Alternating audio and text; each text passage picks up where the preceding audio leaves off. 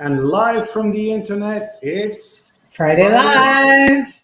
Right, we're very excited to be together again this week. I'm actually here in Mumbai. I was in Dubai for the last week at the Expo 2020 at the Knowledge Summit organized by the UN and the Dubai government. So very interesting conversation about the future, about innovation in, of course, a place where a lot of people came together to discuss this. For the first time in 2 years, I have a badge and I have a weird little booklet, and people were giving business cards, all very, very strange things. Still struggling a bit to integrate the online with the offline, but some good stuff on Twitter and on LinkedIn. But today, we are very excited to have a guest in the name of Boris Azaïs, who is joining us, and he's got an experience in pharma for over 20 years in communicating on public policy. He's a lawyer by training, but has been in the healthcare sector for a long time. Boris, how are you today? All right, pretty good. Thanks a lot for having me, Phil. This is great. We're very excited to have you. And I think, of course, you know, you've been in a sector that has been at the core of public conversation for the last 2 years around COVID. People have been talking about science and vaccines. And of course, on social media, it has been extremely challenging to find out what's true and what's not true. So I'll start with, I guess, a very simple question. Do you think that given that conversation on social media, things have gotten better or gotten worse over the last 2 years? Well, I guess it's a bit of a rhetorical question because nobody, you know, in his sane mind would say that things got better. I would say we're, you know, middle of the road. First, there's, you know, clearly trust. Trust is really the big question for the future of our democracies. And authenticity is the new currency. This is really something that is redefining all our societies or governance or public discourse, of course, but how people relate to different levels of power. So obviously, there are some mega trends that we can't avoid. We have the demographic changes with the boomer generation, little by little leaving the stage, but still, you know, they hold they hold the power very much so in our democracies.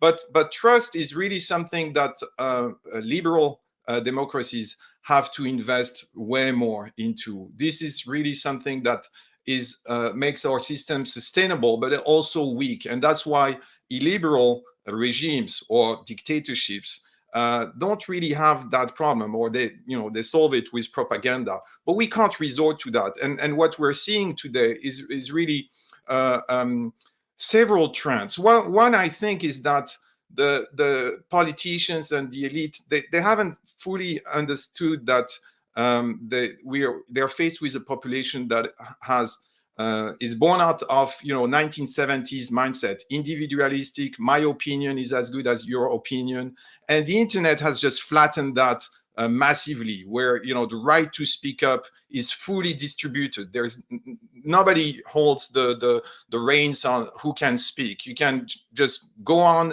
and suddenly have millions of followers for whatever reasons.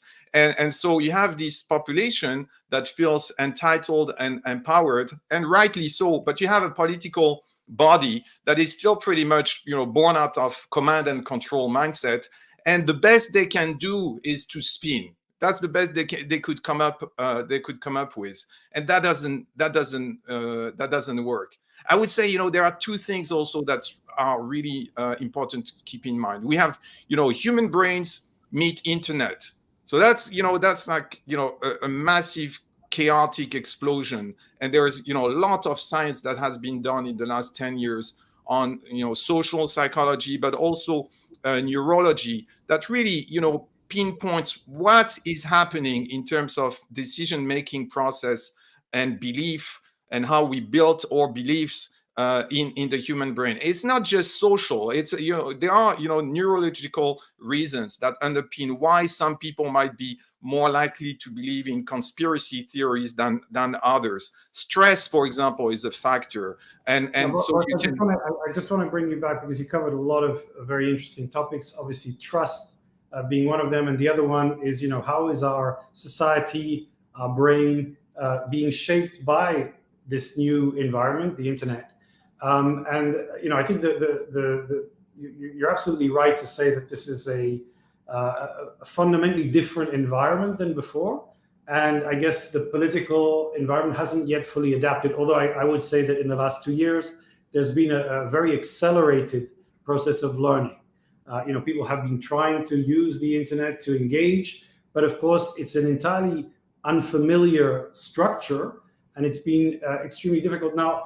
And I think it is shaping the way we think and the way we communicate. I think you're absolutely right about this. But I want to come back to the simple question. So you said that you felt things had gotten worse.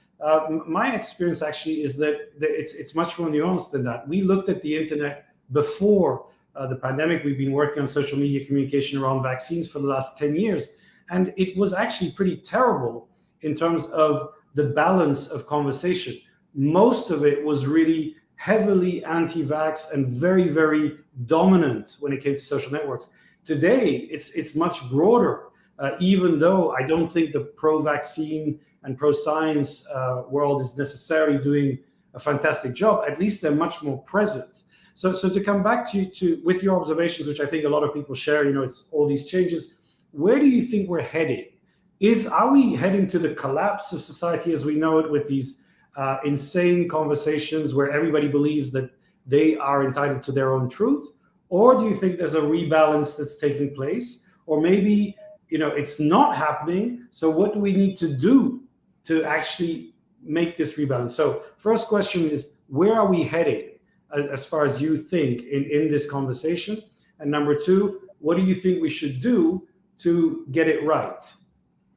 All right. So, to your first point early on, of course, things are more nuanced, and you will find a strong supporter in me of things being more nuanced. And your questions, are really spot on. Obviously, this rebalancing has been at play, and perhaps it's one of those cases where if you don't engage, then things are going to take a certain shape. But when you start engaging, then obviously there's going to be somewhat of a rebalancing. So I think a lot of very smart people are looking into this.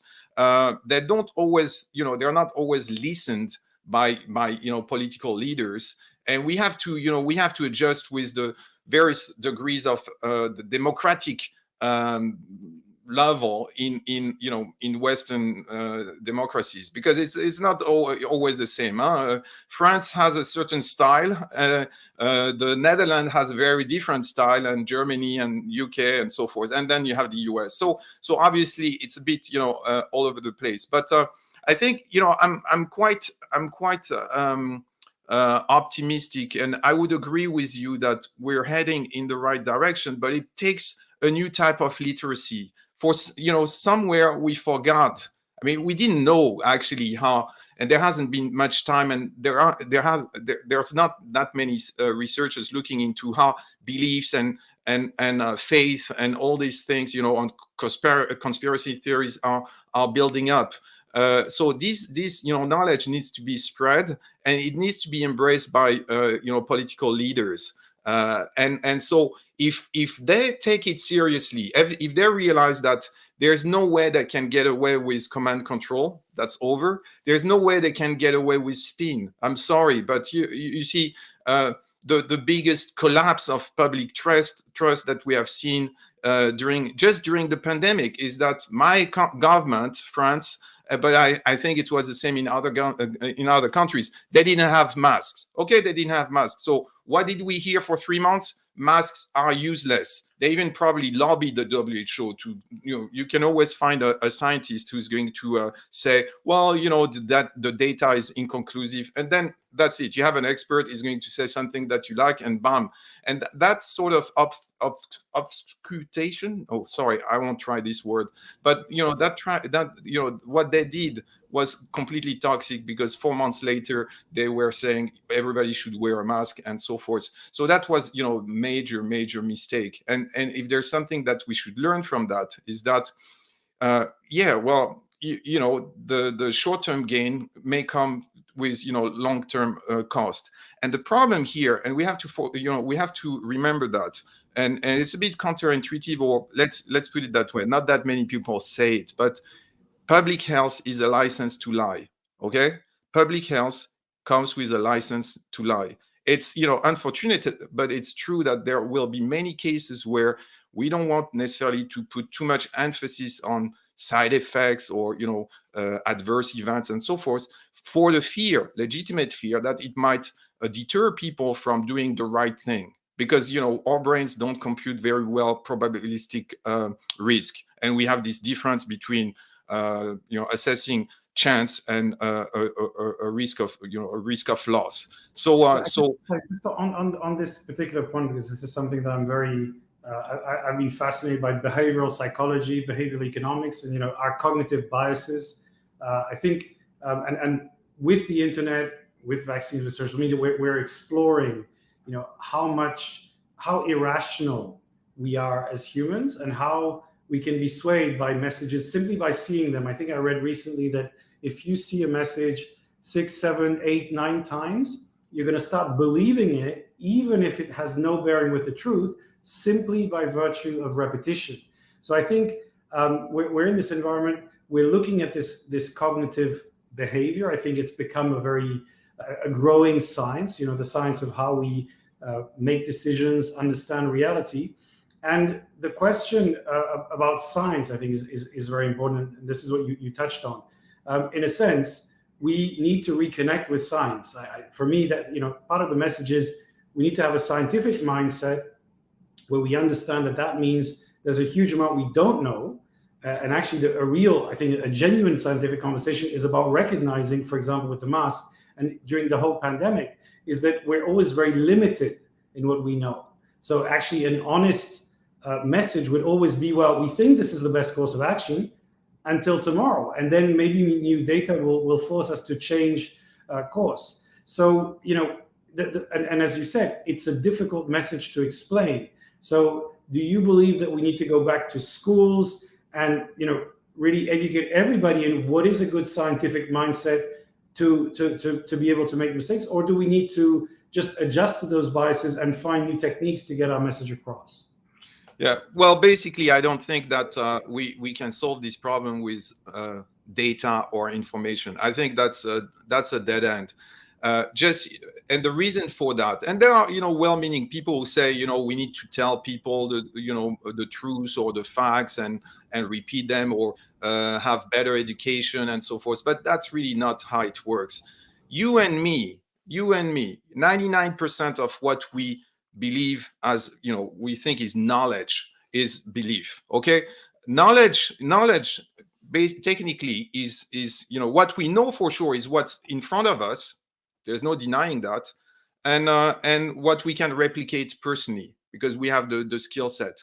But the rest is basically something that we believe as being true because we trust the people or the sources where we get them. Okay, it can be school, university, teacher, scientist, you name it, or it can be a website or the Association of Flat Earthers. All right, so we have to understand that most of what we know is actually built on our trust, or us giving trust to a source. And so there's going to be a distribution of trustable sources, and then we will, if we approach people who believe something that we know is wrong, we can't convince them by saying it's wrong. That we have to address the problem at the source, which is they're trusting the wrong source. Okay, and so there has been pilots in the US during the pandemic, which are really interesting because they went in those areas in the states where people predominantly didn't want to be vaccinated, and they just canvass. They sent scientists, health workers, you name it, but figures of authorities. I'm from the government or something like that. But they sent them to canvass, and over days, over weeks. And just by doing this, they reverse the trend, meaning that if the trust is something that you have to win over people to be trusted. If if you're found lying to them, you will lose it. So it's not science, or it's not we can't throw authority figures to people just like that and hope that they will give them trust. No, we have to address first and foremost the trust issue. Who should they trust to build their knowledge? Because we are doing the same thing. Yeah, no, I think it's very interesting, and by engaging with people, I think you start creating trust, even if initially you're not trusted. But I think it requires people reaching out, people having conversations. Now, before that, you were talking about what is knowledge, which I feel extremely qualified to discuss, since I was at the Knowledge Summit and I can prove it. So obviously, I know everything there is to know about knowledge, or at least I should. But it was a very interesting conversation, and we had actually. I mean, this was, by the way, what's great about these face-to-face conferences is that you can have a long conversation after the event over dinner to discuss the meaning of life, knowledge, and science. And we had some of those fascinating conversations with people from UNESCO, from universities, academic researchers. So it was a very interesting conversation. I think what you're saying is, what is knowledge and what do we believe in? And that reminds me of Yuval Noah Harari's *Sapiens* book, where he says, we as humans, we basically agree to believe in common lies. That's what makes us human. So whether it's a religion or a currency or any concept that we're happy to mobilize around, we need that kind of agreement. Now, I also think, because I'm a philosophy student, you can spend a long time discussing where knowledge comes from and what it actually means. But I think as a society, and this is what this pandemic, I believe, has taught us, is we need to kind of have a discussion that brings us back to what are the new beliefs that we want to build the society that we have going forward. Because the knowledge we have is completely destructured, and we're going to need to re-engage and kind of realign ourselves on beliefs. And talking about knowledge and questions, I know that Lior has a very specific question about facts, actually, that she believes in very strongly as a critical one. So Lior, what is it that you want to ask Boris? Maybe we can find true knowledge on this question. Yeah, Boris, I keep reading that, for example, cancer treatments, all sort of treatments are less effective for women because they are tested only on men. So, for example, cancer treatments, I don't remember the exact treatments, but there's just an article I read very recently. So I keep reading these articles throughout the years, and I am very surprised about this. And there was this recent day where it was just Stop the Bias, and it was all about the workforce and how you should be, salaries. But this to me seems much more important than that, because it's our lives we're talking about. So I was wondering if you have any knowledge you can share about this. Is this still the case? And if so, what can we do about it? Yes. So I don't know whether it's still the case. Obviously, it's still the case, but I don't know the magnitude of the problem. But I would expect that it's pretty significant. And you have to understand something about pharmaceutical development or drug innovation in general, is that it's a sector where the companies, the innovators, have to demonstrate a very high threshold of efficacy and safety. Okay, it's fairly unique when you think about everything that we consume or use, where a lot of it is pretty much beta testing, to be frank. But beta testing is really something that you don't want to have in pharmaceutical research. And so the problem is that the science of developing drugs, the science of capturing clinical data, the science of calculating the probability of this or that, means that there are built-in biases. There are built-in biases. You need to reach a certain p-value. You need to reach statistical significance, and that means that you need to have a certain size of the population and so forth.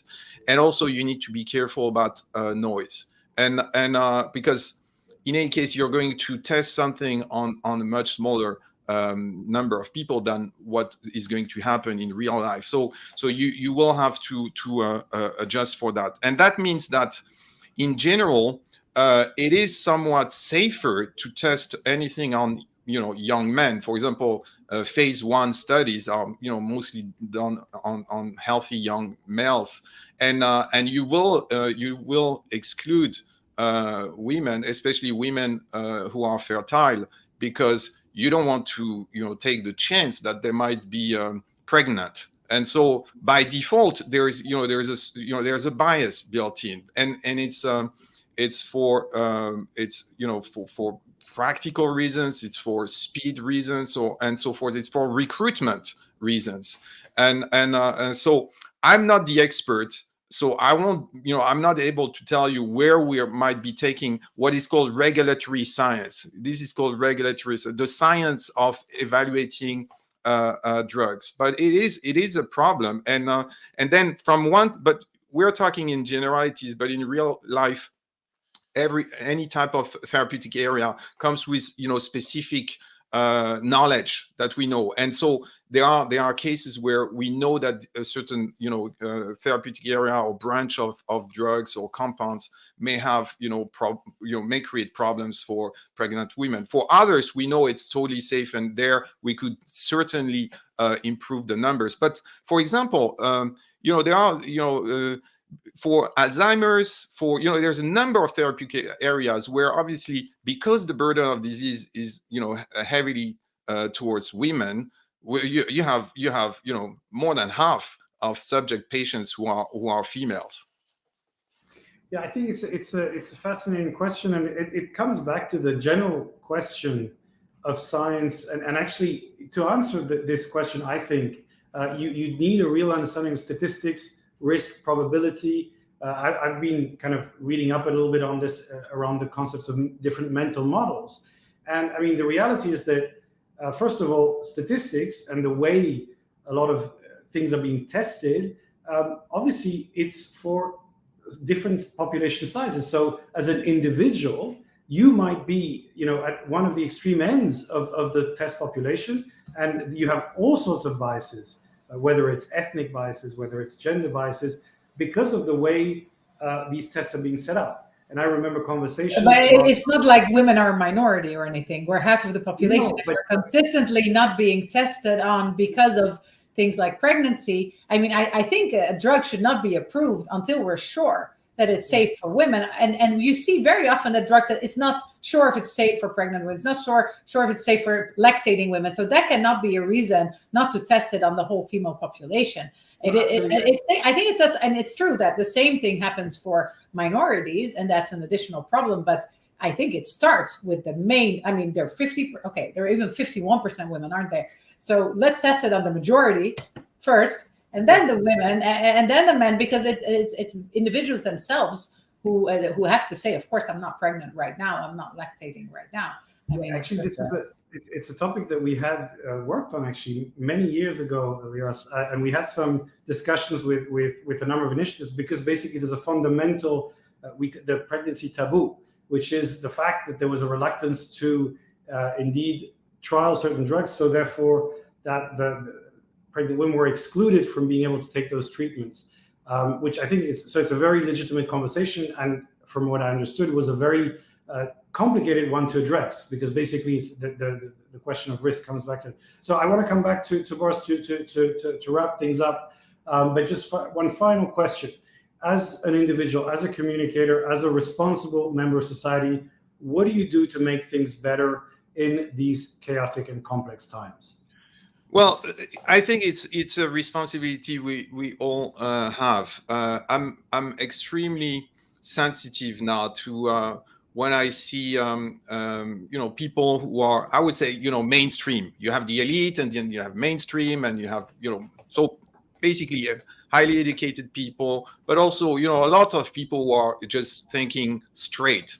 And I'm just being quick here. My first point is, don't be Trump. Okay, just don't be Trump. That's don't use fake news. Don't abuse the language with a double speak. Stop going for this means to an end approach that is prevalent in politics and in public health, or especially global health. Means to an end is rampant. And what I mean by that is that there are a lot of well-meaning people who want to, go for global justice and global health and so forth.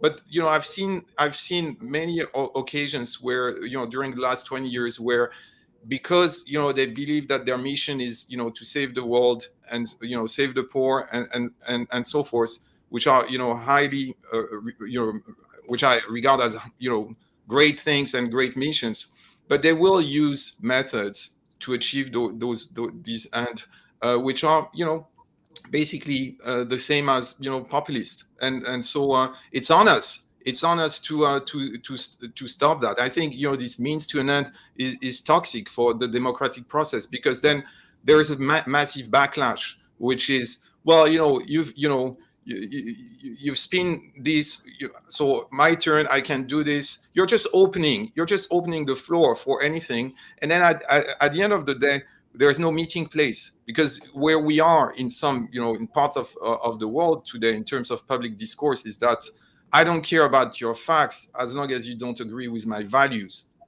Mm-hmm. Okay, so I think so there's no meeting place. There's just no meeting place. And so fear tactics also, fear mongering, fear tactics. If you use fear tactics to convince people to do something like being vaccinated, well, you're on the same band as Putin using fear mongering or coming up with crazy theories about why he should invade a country. I'm sorry, it's very blunt, but we have to understand that using these tactics have a cost. You have those short-term gains, but it costs, and people will compensate. We all will compensate, and we'll say, okay, you had me once with the mask, sorry, not the second time, but the second time is important. The second time is more important than the mask. It's to get vaccinated. So imagine, look at the cost that we have to face.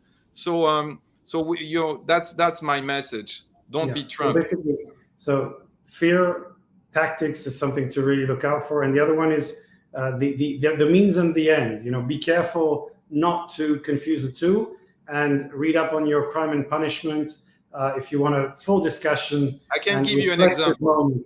You want an example that's topical right now? So okay, there's this whole debate about access to COVID-19 vaccines, and yes, the rich countries have hoarded the doses and so forth, and then there is this proposal by India and South Africa, two countries with powerful generic industries, and they have a proposal to waive patents on COVID-19 vaccines and everything else. And so I won't go into the details, but basically out of this, you have elite people, you have influential people, professors, academics, politicians, who will talk about the vaccine apartheid. The vaccine apartheid.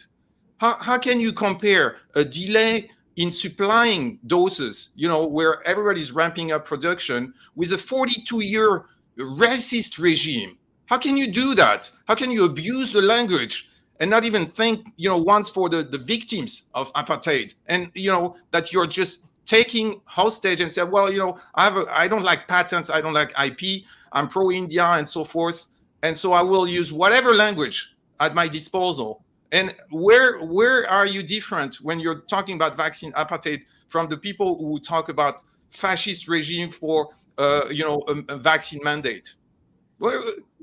So that's don't be Trump. Yeah, I think that's the issue we have, is that language obviously is very powerful, and certain words can really resonate and start creating a perception of reality. So look at this. I think it's a discussion that needs to take place. The topics you raise, I think, are topics that require discussion, but the discussion has to be done in a way that actually leads to a more constructive conversation rather than a more extreme polarization. So I think that's all we have time for today. It's been great to have you on the show.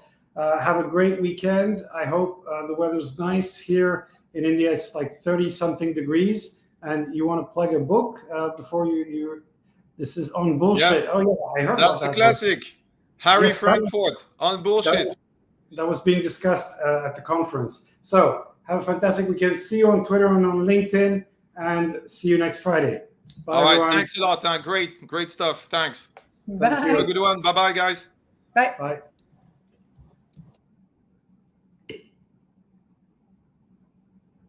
And roll jingle. jingle.